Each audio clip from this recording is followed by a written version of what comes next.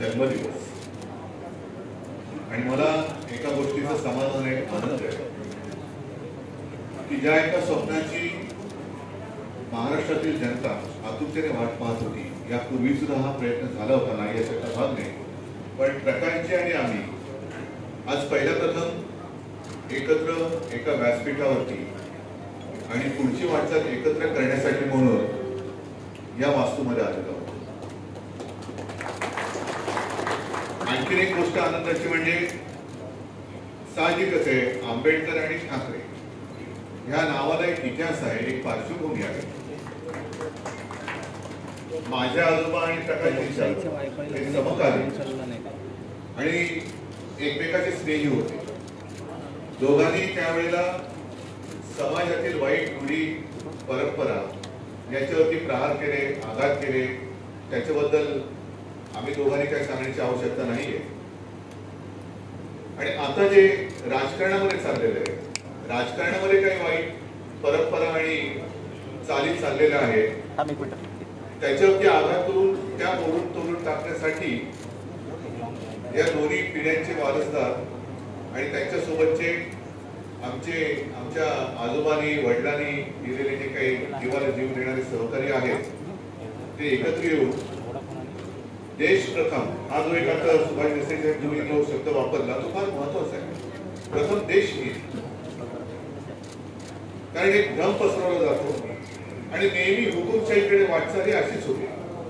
जनतेला भ्रमात ठेवायचं, नको त्या वादळामध्ये अडकून ठेवायचं आणि आपलं इच्छित जे आहे ते साध्य करून द्यायचं. नेमकं त्याच एक वैचारिक प्रदूषणातून देशाला मोकळा श्वास घेण्यासाठी आणि देशातील लोकशाही जिवंत ठेवण्यासाठी घटनेचं महत्व, संविधान हे त्याचं महत्व आणि पावित्र्य आभारीत ठेवण्यासाठी म्हणून आम्ही दोघं एकत्र येत आहोत.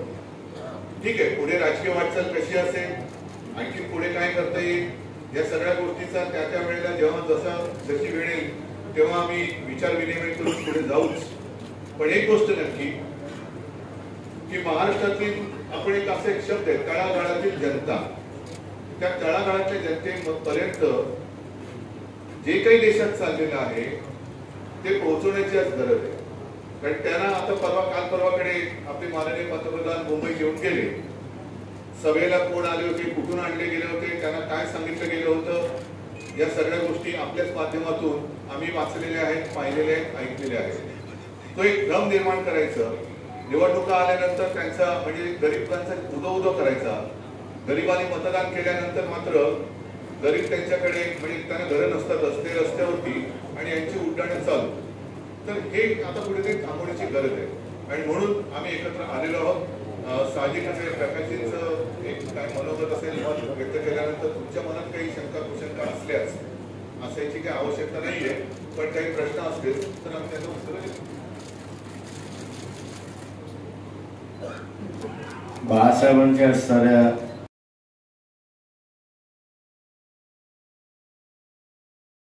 सराची घोषणा वंचित बहुजन आघाडी आणि शिवसेना यापुढे निवडणुकीमध्ये एक बदलाचं राजकारण या ठिकाणी सुरुवात केली.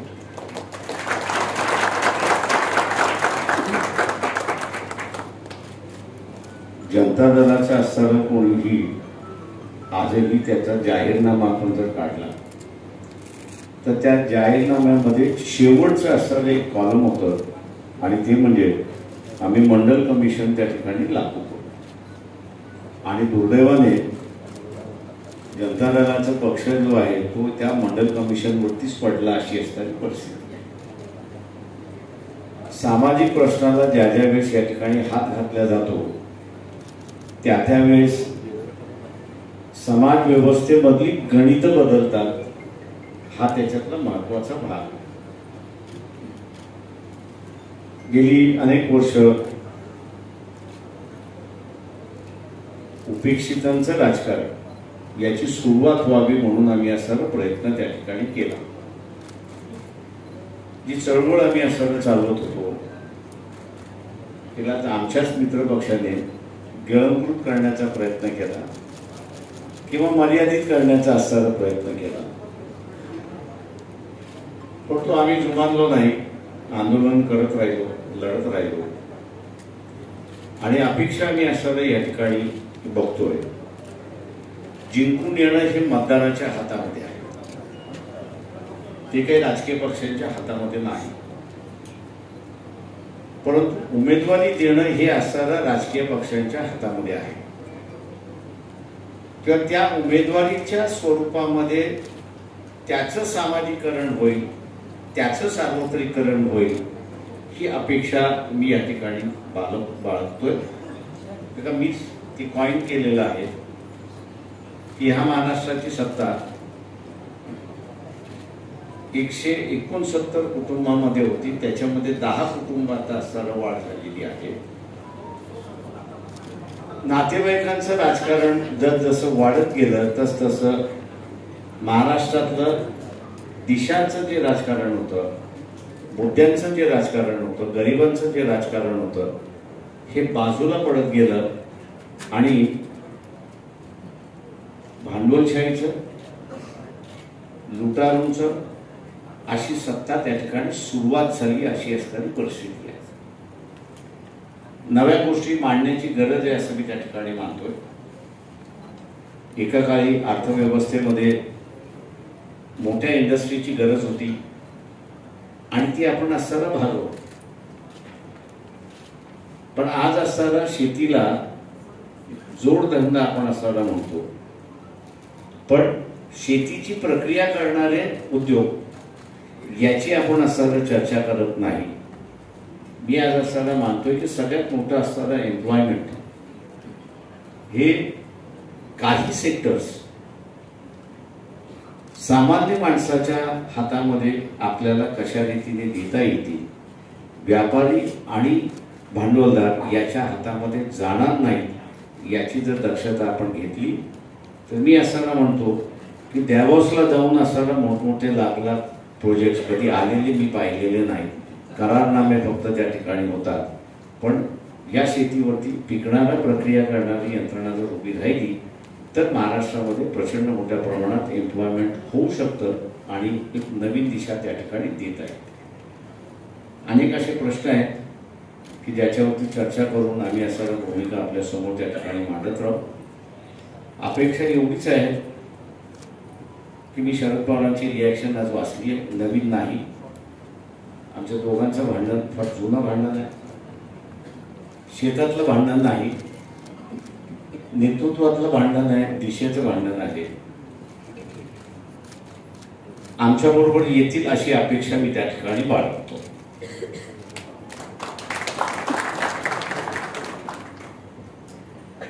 कारण हा लढा मी एका वेगळ्या मार्गाने बघतो.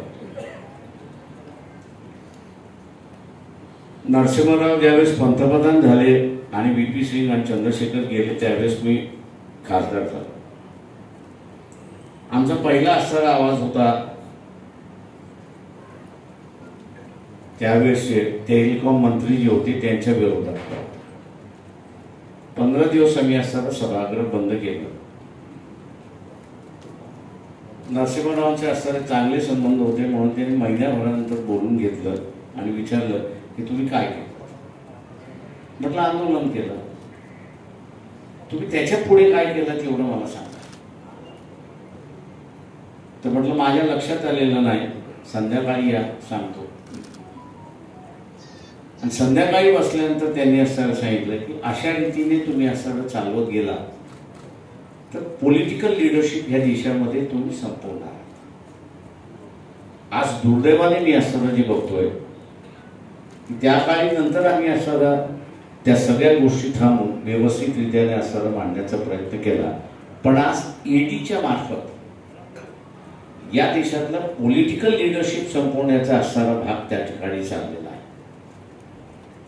त्यांनी खरंच आरोप केला असेल, खरेच पैसे खाल्ले असेल तर त्यांच्या कोर्टात घेऊन जा, केसेस चालवा आणि जेलमध्ये टाका.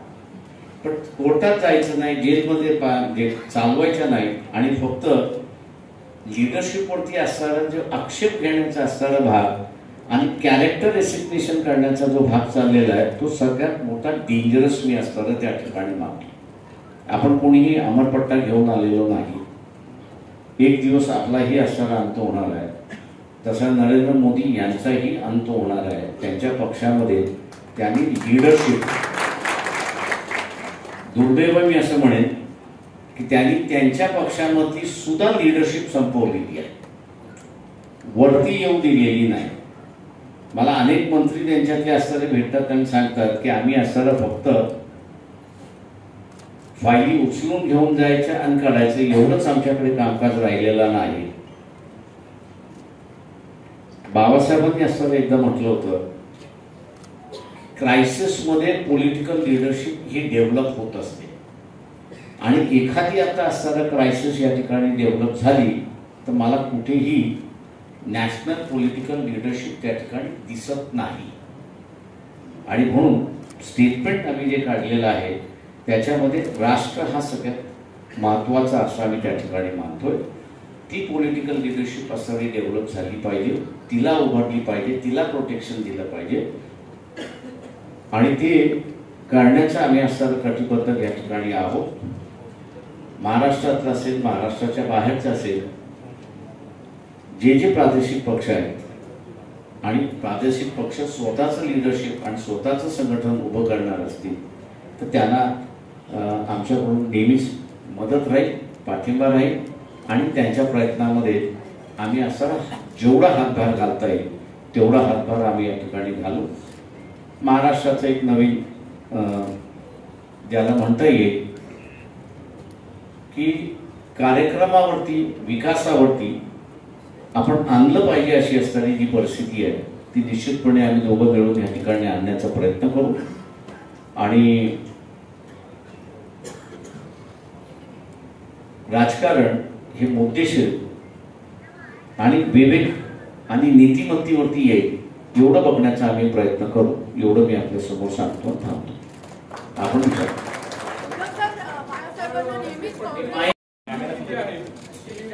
महाविकास आघाडी सोबत बाळासाहेब आले अशी आहे, फक्त शिवसेनेबरोबर बाळासाहेब आले, कारण ते बाळासाहेब अन्य दोन्ही पक्षांच्या ते आता असं जे आहे ते आम्ही दोघंच एकत्र आलेलो आहोत.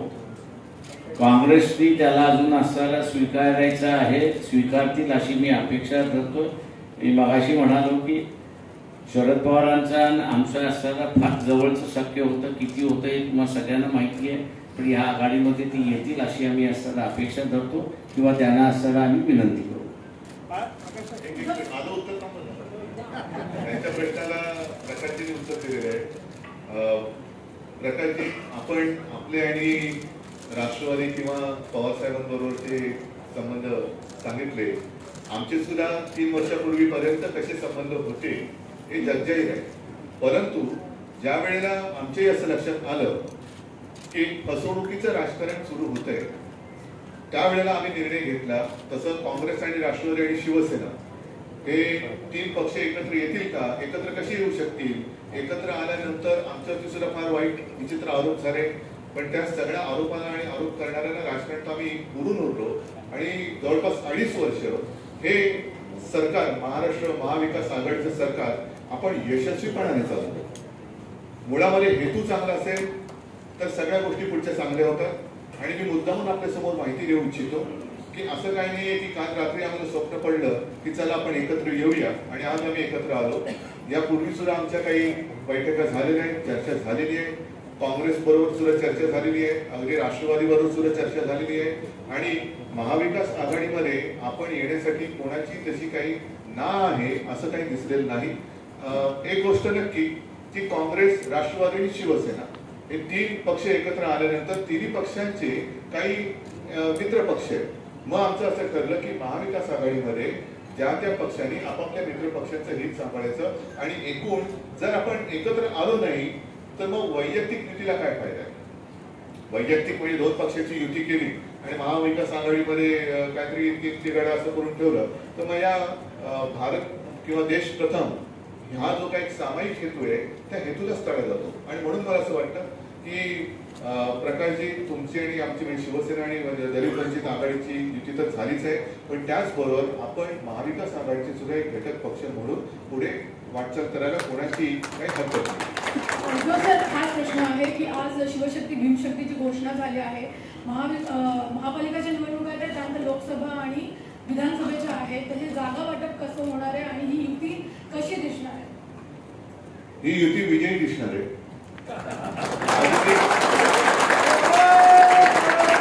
अजूनही निवडणुका जाहीर झालेल्या नाहीत. आम्ही तर सांगतोय पहिल्या दिवसापासून निवडणुका घ्या, हिंमत असेल तर निवडणुका घ्या. हे माझं त्याही वेळेचं आव्हान, जेव्हा आमची युती नव्हती तेव्हापासूनचं आव्हान आज सुद्धा कायम आहे. लवकरात लवकर यांनी निवडणुका घ्याव्याच. मग जागा वाटप काय असेल, कसं काय असेल, तो प्रश्न आमचा आहे. तो विचार केल्याशिवाय आम्ही एकत्र आलो नाही. पण आज सुद्धा माझं तुमच्या सगळ्यांच्या माध्यमातून या गद्दारांना म्हणा आणि त्यांच्या गद्दारांच्या राजकीय बाबदाऱ्यांना आव्हान आहे की हिंमत असेल तर लवकरात लवकर निवडणुका घ्या.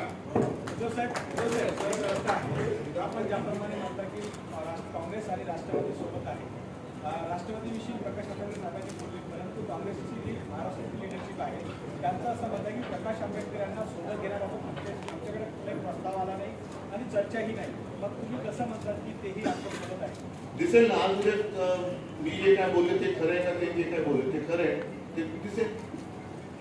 उद्धव सर, अजितदादांनी सांगितलं आहे की जर का शिवसेना आणि वंचित बहुजन आघाडी यांची एकत्रित युती होत असेल तर या पुढचं जे काही जागा वाटप असेल ते शिवसेनेच्या म्हणजे महाविकास आघाडीमधला तिसरा पक्ष शिवसेना म्हणून त्यांच्या ज्या काही जागा असतील त्या जागांमधून वंचित बहुजन आघाडीला द्यावे, महाविकास आघाडीमध्ये त्यांना स्थान असेल असं अजितदादांचं म्हणणं. नाही, महाविकास आघाडीमध्ये स्थान असणार. शेवटी आधुनिक कोणी कोणत्या जागा लढायच्या हेच मुळामध्ये ठरवण्याची वेळ आलेली आहे, आता गरज आहे. आणि ते ठरवल्यानंतर कोणाच्या वाट्याला कोणत्या जागा, ह्या जागा ठरल्यानंतर मग कोणी कोणत्या मित्रपक्षाचं कसं हे करायचं. जसं आता विधान परिषदेच्या बाबतीत झालं, केली ना आम्ही एकमेकाला मदत केली. त्याच्यामध्ये सुद्धा अगदी नागपूरला आम्ही अर्ज भरला होता पण मागे घेतला. नाशिकची जागा ही काँग्रेसला सोडली होती. काँग्रेसच्या उमेदवारांनी काय ते करू नये ते केलं. त्याच्यानंतर मग आम्ही अपक्षाला तिथल्या पाठिंबा महाविकास आघाडीच्या उमेदवार शुभांगीताई पाटील सगळ्यांनी मिळून केलं. अमरावतीची जागा काँग्रेसने जिंकलेली होती ती आम्ही काँग्रेसला सोडली, पण काँग्रेसने आमचा माणूस उमेदवार म्हणून केला, आम्ही काही त्याला म्हटलं नाही. त्याच्यामुळे हे सामंजस्याचं राजकारण आता यापुढे करायचं नसेल तर मग मला असं वाटतं एकत्र येण्याचं नाटक कोणी करू नये. उद्धव साहब इथे ठाकरे परिवार ने कभी भी जात पात की राजनीति नहीं की है. आज इस गठबंधन के दौरान आपने कहा कि आपकी प्राथमिकता राष्ट्र होगी, तो क्या ऐसे में समझा जाए कि यहाँ से पॉलिटिकल लाइन आगे गठबंधन में आप जात पात की राजनीति करेंगे या फिर सब इन सारी चीजों को विचार करेंगे? मेरे पिताजी ने कई बार कहा है कि आमचं हिंदुत्व हे राष्ट्रीयत्व आहे. ये त्यांनी अनेकदा बोललेलं आहे. मैं कोई नई बात नहीं करने जा रहा. अगर नई बात मैं करता तो बात अलग थी, लेकिन मैंने जो मेरे पिताजी ने कहा है वही बात मैं दोहराता हूँ और उसी राह पर हम चले हैं. और इसके आगे जाकर मैंने कहा कि पिताजी क्यों, मेरे जो दादाजी थे और हमारे दोनों के दादाजी, उन्होंने उस वक्त जो हमारे धर्म में पूरी कुछ थोडं हिंदी माझं हा एक आता फायदा होणार आहे मला. गलत प्रथाएं थी उसका विरोध किया. तो हमेशा देश हित, सबके सामने पहिले देश नहीं रहेगा तो हम क्या रहेंगे. आणि हिंदुत्व आमचा श्वास आहे, हिंदुत्व हे राष्ट्रीयत्व आहे. हिंदुत्व म्हणजे काय आहे हे सगळं प्रकाशजींनी ऐकलेलं आहे, वाचलेलं आहे आणि त्यांनी सांगितलेलं आहे की आता जी काही शिवसेना पुढे येते ते आम्हाला मान्य आहे. उद्धवजी, आज युतीची घोषणा होते आहे. यापूर्वी अनेक बैठका झाल्या. या बैठकांमध्ये खास करून मुंबई महानगरपालिकेसंदर्भात जागा वाटपाची काही प्राथमिक चर्चा झालेली आहे का? दोन्ही पक्षाकडनं काही आकडे समोर आलेले आहेत का?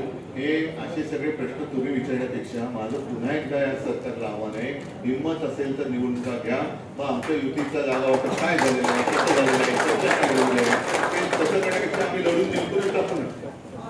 आठवले उद्धवजी, आपण म्हणाला की वंचित बहुजन म्हणजे त्याची काही हरकत नाही, पण शरद पवार आणि प्रकाश आंबेडकरांचे इथे संबंध पाहतात, हे संबंध सुधारावे यासाठी आपण व्यक्तिशः काही नक्कीच करणार ना. म्हणून मी तर असंच म्हणेन की त्यावेळेला आम्हाला गृहीत धरून राजकारण केलं गेलं होतं 1-2-3 वर्षापूर्वी की शिवसेना काँग्रेस सोबत जाऊ शकत नाही, शिवसेना राष्ट्रवादी सोबत जाऊ शकत नाही. त्या तर वेळेला मला असं सांगण्यात आलं की बघा राष्ट्रवादी बरोबर चाललंय, पवार साहेबांचं लौकिक तुम्हाला माहिती आहे, कधी पण दगा देतील. हे मी जाहीर भाषणात सांगितलेलं आहे. मी त्यांच्याकडे बघत राहिलो आणि माझ्याच लोकांनी दगा दिला. म्हणजे एकूण जे राजकारण चाललेलं आहे की आता दुसऱ्याचं घर फोडून स्वतःचं घर सजवणारी अवलाद ती सत्तेवरती येऊन बसते, ती जाणून टाकण्याची आज गरज आहे आणि त्याच्यासाठी गरिबांचा आणि सगळ्यांचा काही गैरनिराश झालेला आहे. माझा प्रश्न प्रकाश आंबेडकर साहेबांना आहे.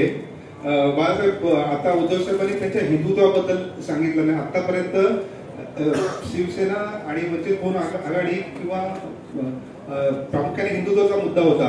उद्धव साहेबांनी जे हिंदुत्व सांगितलं सर, त्याच्यावर तुमचं काय म्हणणं आहे? ते स्वीकार्य असेल का वंचित बहुजन आघाडीला?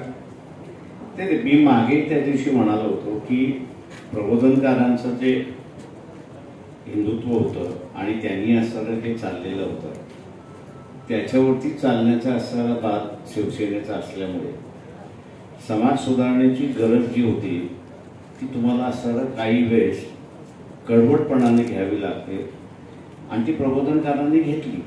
त्याच्यामुळे ती लाईन सुरुवात राहील असं मी अगोदरच आम्ही ठरवलं असल्यामुळे ती लाईन पुढे जाईल आणि हळूहळू आपल्याला दिसण्यात येईल की कशा पद्धतीने जायचं आहे.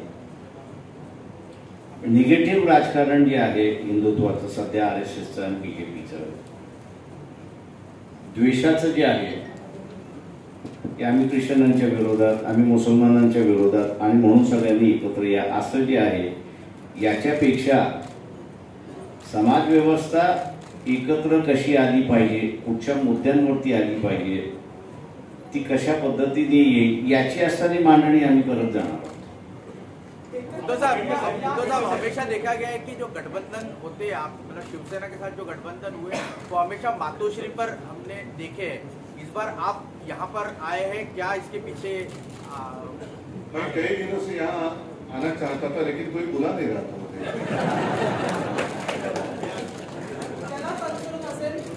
एकंदरीत उशीर झालाय का आंबेडकर तुमच्याकडून? आता ते म्हटले की आम्हाला कोणी बोलवलं नाही, उशीर कोणत्याही गोष्टीला होत नसतं.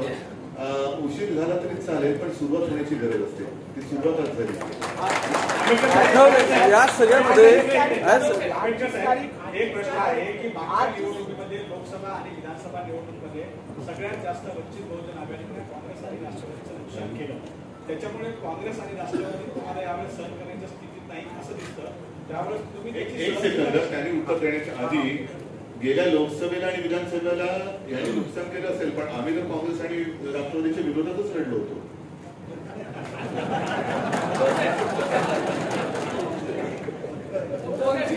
आघाडी ही भाजपची बी टीम आहे असं वारंवार बोललं गेलं होतं. शिवसेनेचीच काही युती होते, त्यांनी असे आरोप केले होते. आता पुन्हा एकदा शिवसेनेची युती भाजपच्या बी टीम बरोबर झाली असं म्हणायचं का? जिथे भाजप बरोबर आमची युती होते आणि त्यांनी आम्हाला दगाफटका केल्यानंतर मग किती टीम ABCD काय करायचं, म्हणजे आमची एक टीम बरोबरच युती असताना त्यांनी ती युती त्यांच्या स्वार्थापायी मोडली. आणि अत्यंत नेमकेपणाने प्रकाशजींनी सांगितलं की आत्ताचं जे भारतीय जनता पक्षाचं नेतृत्व आहे त्यांनी त्यांच्याच पक्षातल्या नेतृत्वाची एक फळी कापून टाकलेली आहे. म्हणजे नेमकं यांना राजकारणात करायचंय काय, यांना शत्रू नको, विरोधक नको आहे. ठीक आहे, मी समजू शकतो राजकारणामध्ये विरोधक असायला पाहिजे, पण त्यांचा पराभव करणं, पण यांना मित्रही नको. म्हणजे मग नेमकं सांगायचं काय? आणि म्हणूनच मला असं वाटतं की हे आता आमचं, तुम्ही आम्हाला एका धर्म विर्म याच्यावरती प्रश्न विचारण्यापेक्षा आज देश कसा वाचवायचा, कारण देशाची वाटचाल ही सरळ सरळ हुकुमशाहीकडे चालल्याचं दिसतंय. आता जी काही न्याय व्यवस्था म्हणून शिल्लक राहिलेली आहे त्या न्याय प्रणालीला, न्याय व्यवस्थेला सुद्धा दमदाट्या केल्या जात आहेत. हे कोणत्या लोकशाहीचं द्योतक आहे? म्हणजे तिकडे याला न्याय संस्था सुद्धा आपल्या बुडाखाली घ्यायचे, इतर संस्थांच्या बुडाखाली पाहिजे. मग असं सगळं असेल तर देशात लोकशाही कुठे राहील? मग जी काय आज काल असताना साक्षात्कार झालेले आहे रिजिजूला की काय राज्य घटना नाही सर्वोच्च आहे, त्या घटनेमध्ये बसतंय का? त्या घटनेमध्ये बसतंय का? घटनेने प्रत्येकाचे अधिकार हे आपण रेखून दिलेले आहेत. तर तुमच्या अधिकारावरती अतिक्रमण करणं हे कसलं द्योतक आहे? म्हणजेच काय की आम्ही तेवढेच देशाचे तारणहार, आम्ही तेवढेच घटनेचे रक्षक, हा एक सर्वदूर समज करायचा, दम पसरवायचा आणि त्याच्या आडून मला पाहिजे तेच करणार, हे जे काय चाललेलं आहे ना त्या हे मोडून काढण्यासाठी आमची प्रकाशजींना माझा प्रकाशजींना प्रश्न माझा आहे की मला असं विचारायचं की आठवले गट भाजपसोबत गेल्यानंतर आता कुठेतरी एक बॅलन्स ऑफ पॉवर हे इक्वेशन मेंटेन करण्यासाठी आम्हाला असं तळागाळातले प्रश्न ठीक आहे. मला असं म्हणणं आहे की आठवले गट भाजप सोबत गेल्यानंतर आता कुठेतरी एक बॅलन्स ऑफ पॉवर मेंटेन करण्यासाठी आणि वोट इक्वेशन्स एकत्र आणण्यासाठीची युती असं म्हणायचं का? प्रकाशजींना प्रश्न. मी आपला कोणाबरोबर गेलोच नव्हतो, मी आपले एकटाच लढत होतो, त्याच्यामुळे बॅलन्सिंग करण्याचा प्रश्नच राहिला नाही. त्याच्यामुळे आता असणारा जो आहे ही पॉलिटिकल युती, सोशल युती असं आपण असं समजलं तर अधिक चांगलं होईल.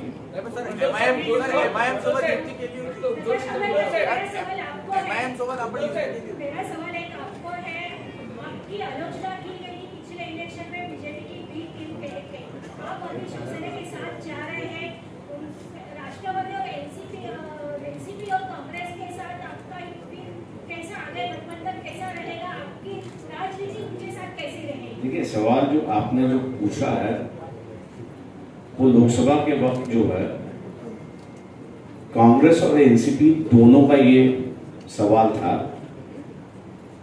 कि हम लोग कह रहे थे कि हम उनके साथ आने के लिए तैयार है, और हम लोग की मांग ये थी 12 लोकसभा की सीटें हैं कि जो एनसीपी और कांग्रेस 5 बार हारी हुई है, जो जीती नहीं है। हम उनसे ये कह रहे थे कि भाई इन 12 सीटों में से आप हमसे शेयर कर लीजिए। कांग्रेस शेयर करने के लिए तैयार नहीं थी। अब वजह क्या है मैं आज नहीं बताना चाह रहा, लेकिन जब उनको पता चला कि एमआईएम के साथ में हम लोग का जो समझौता था वो उनके लिए दिक्कतें खड़े कर रहा है, तो उन्होंने ये आरोप लगाया, कांग्रेस और एनसीपी ने आरोप लगाया कि हमको जो है वो बीजेपी ने खड़ा किया। सवाल यह है कि उनको जीतना था या हारना था।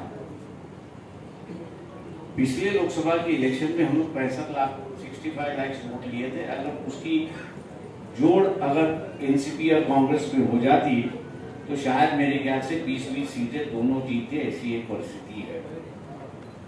सवाल यह है कि इसमें अगर कोई तथ्य होता तो लोग हमारे पीछे नहीं होते, लेकिन कांग्रेस की जो रणनीति थी, एनसीपी की जो रणनीति उस वक्त थी, अब मेरे ख्याल से उसको पीछे छोड़ना चाहिए। जो बातें हो गई उसको हम लोग ने भूलना चाहिए, नया रास्ता अपनाना चाहिए। और इसलिए मैं नया रास्ता अपनाने से कह रहा हूं कि जो डिक्टेटरशिप आ रही है, आज मैं लोगों से कह रहा हूं कि आज तक राजनीतिक पार्टी और राजनीतिक नेता ही आरोप कर रहे हैं कि डिक्टेटरशिप आ रही है। अब मैं लोगों को डिसाइड करने को कह रहा हूं कि बीबीसी की जो फिल्म है 2004 की बात है, 2 बार उसके बाद मोदी जी को प्राइम मिनिस्टर लोगों ने बना दिया। मतलब उस इंसिडेंट का लोगों पे कोई असर नहीं हुआ। ये परिस्थिति होने के बावजूद भी आज 2022 में बीबीसी कुछ दिखा रही है तो हम उसको टॉलरेट नहीं कर रहे, हम उसको सहने के लिए तैयार नहीं है। मैं आप लोगों से ये पूछ रहा हूं कि ये जो मानसिकता है कि हम किसी को सहन करने के लिए तैयार नहीं है, क्या ये निर्देश करती है या नहीं करती है कि हम लोग डिक्टेटर की ओर बढ़ रहे हैं और एक नया डिक्टेटर इस देश में पैदा हो रहा है? इसका फैसला आम लोगों ने लेना चाहिए और आम लोगों ने अपनी राय बनाना चाहिए। ये अब हम लोग लोगों से कह रहे हैं। मैं उम्मीद करता हूं कि आम जनता जो है इस पर सोचेगी और अपने विचार रखेगी। उद्धव साहब, आपसे सवाल यह है कि अभी आपने कहा कि राष्ट्र प्रथम, ये आपका एक नारा है या ये एजेंडा है। हमेशा बीजेपी भी कहते आ रही है कि राष्ट्र प्रथम, तो आपका एजेंडा उनके एजेंडा से अलग कैसे है? जैसे हमारा हिंदुत्व तो उनके हिंदुत्व से अलग है, वैसी है। नवीन युती आहे ती महाराष्ट्रातल्या तळागाळात पोहोचवण्यासाठी आपण काही महाराष्ट्रातले धोरणे करणार आहात का?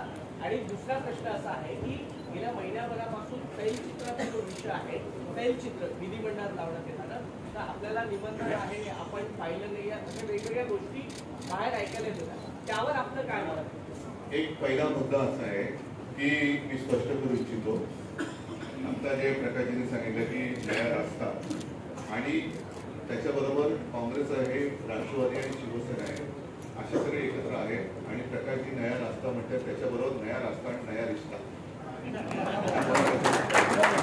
निश्चित की नई शुरुआत हम करने जा रहे हैं आणि ज्या काही भूतकाळात चुका झाल्या असतील त्या आता काढून टाकून आपल्याला पुढे जाणं गरजेचं आहे. आणि नाही तर खरंच आज देशासमोर नेतृत्व कोण करणार हा मोठा प्रश्न आहे. आणि ती जी काही पोकळी तयार झालेली आहे ती पोकळी देशासाठी घातक आहे. आणि असं जर काय या दिशेने राजकारण चालत आलं तर फार पूर्वी जे शिवसेना प्रमुख म्हणायचे की देशात अराजक येईल तर देशाची अराजकाकडे ही वाटचाल तर सुरू नाही झाली हा एक प्रश्न स्वतःला विचारण्याची गरज आहे. आणि म्हणून मला असं वाटतं की ज्याप्रमाणे शिवसेना काँग्रेस आणि राष्ट्रवादी माझा काही त्यावेळेला संबंध नव्हता राजकीय. जेव्हा आम्ही 25-30 वर्ष एक हिंदुत्व भाजपेक्षी म्हणजे आम्ही वटपौर्णिमा करत होतो सगळं करत होतो. याचा अर्थ असा नाही की जन्मोजन्मी हाच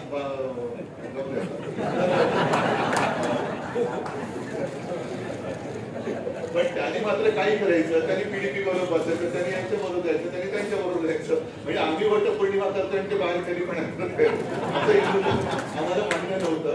आणि खरं हिंदुत्व काय आहे की ठीक आहे ना आज मोहन भागवत आज म्हणजे तुम्ही दसऱ्याच्या वेळेस बोललो मशिदीत जाऊन आले हिंदुत्व सोडलं का त्यांनी. भारतीय जनता पक्षाने पीडीपी बरोबर समझोता केला होता हिंदुत्व सोडलं का त्यांनी. संघमुक्त भारत म्हणणाऱ्या नितीश कुमार बरोबर त्यांनी आता त्यावेळेचा चाललेला लालू आणि त्यांचा संसार मोडून घुसले होते. हे दुसऱ्याचा संसार मोडून त्याच्याबरोबर साठवणूक करणं हे हिंदुत्व आहे. तर ह्या सगळ्या गोष्टी आता खूप झाल्या. ते जे म्हणतील तेच खरं हा एक जो भ्रम ते निर्माण करतात तो मोडून काढण्यासाठी आम्ही एकत्र आलेलो आहोत. आणि साहजिकच आहे ज्या वेळेला एकत्र येऊन वाटचाल कशाला म्हणतात वाट चालली पाहिजे आणि त्याच्यासाठी महाराष्ट्रभर जिथे जिथे जाण्याची गरज असेल तिकडे मी जाणार.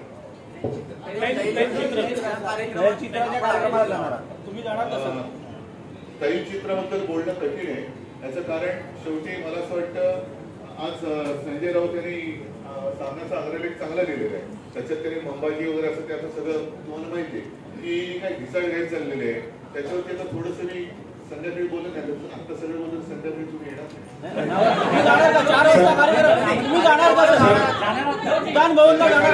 संध्याकाळी मी जाणार आहे नक्की जाणार आहे 5 वाजता रिगलच्या पुतळ्याच्या इकडे मी नक्की जाणार आहे आणि त्याच्यानंतर 6 वाजता षडमंगल हॉलमध्ये नक्की जाणार. सर नाशिक पदवीधर मतदारसंघामध्ये वंचित बहुजन आघाडीचे उमेदवार आहेत तर त्यांच्याबद्दलचं काय स्पष्टीकरण. युतीचं जे आहे ती चर्चा आज जाहीर झाली अशी असणारी परिस्थिती आहे. इलेक्शन जे आहे ते अगोदर सुरुवात झालेलं आहे. जेव्हा पॉलिटिकल पार्टीजनी आपापल्या असणाऱ्या भूमिका घेतलेल्या आहेत त्या इलेक्शनमध्ये आणि आजच्या ह्याच्यामध्ये फरक आहे असं मी त्या ठिकाणी मानतो. ती इलेक्शन तशीच चालत राहतील. रिझल्ट जे येतील ते लोकांसमोर 30 तारखेला त्या ठिकाणी दिसतील. पण याच्या पुढची जी वाटचाल मी जसं म्हणालो एक नया रास्ता म्हणून जो आहे तो आपल्याला त्या ठिकाणी दिसेल. उद्धवजी एक प्रश्न आहे की अलीकडे पंतप्रधान मुंबईत आले होते आणि हजारो कोटी प्रकल्पांची भूमिपूजन झाली. मुंबई महापालिकेच्या प्रचाराला भाजपनं आणि शिंदे गटानं सुरुवात केली आहे. असं असताना पंतप्रधानांच्या भाषणात भ्रष्टाचार हा सगळ्यात महत्वाचा मुद्दा. मला असं वाटतं की या काही मुद्द्यावरती मी आज संध्याकाळी बोलणार आहे. म्हणून आता एक राज्याच्या आणि देशाच्या दृष्टीने महत्वाचं एक पाऊल आम्ही दोघं टाकतोय ते म्हणजे शिवशक्ती भीमशक्ती एकत्र येणं. त्याच्यासाठी साहजिकच आहे. याचा अर्थ आम्ही कोणी काही धर्म सोडून कुठे काय पुढे जाणार आहोत अशातला भाग नाही. पण देश हा आमचा धर्म आहे माणुसकी आमचा धर्म आहे. त्यांनी जो काही धर्म स्वीकारलेला आहे माझा धर्म जो काय आहे तो त्याच्यात एकमेकाच्या आठ कुठे न येता दोन्ही धर्म आणि त्याच्या वाईट रूढी परंपरा दूर करण्याचं काम मी मागाशी सांगितलं की दोघांच्या आजोबांनी केलं तीच वाटचाल आम्ही आपले करतो. ठीक आहे. मला असं वाटतं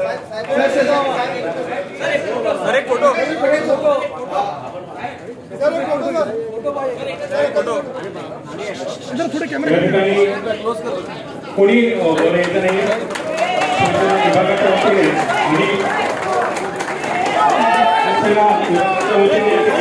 ठेवलेला आहे.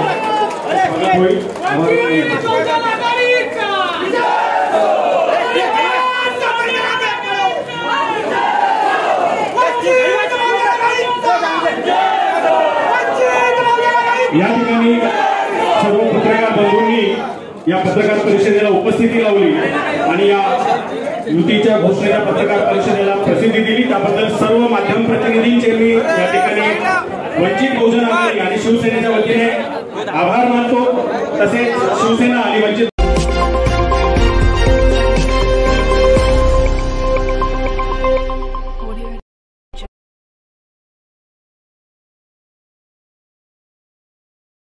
महाराष्ट्र संध्या यूट्यूब चॅनेल लाईक करा, शेअर करा, सबस्क्राईब करा. थँक्यू.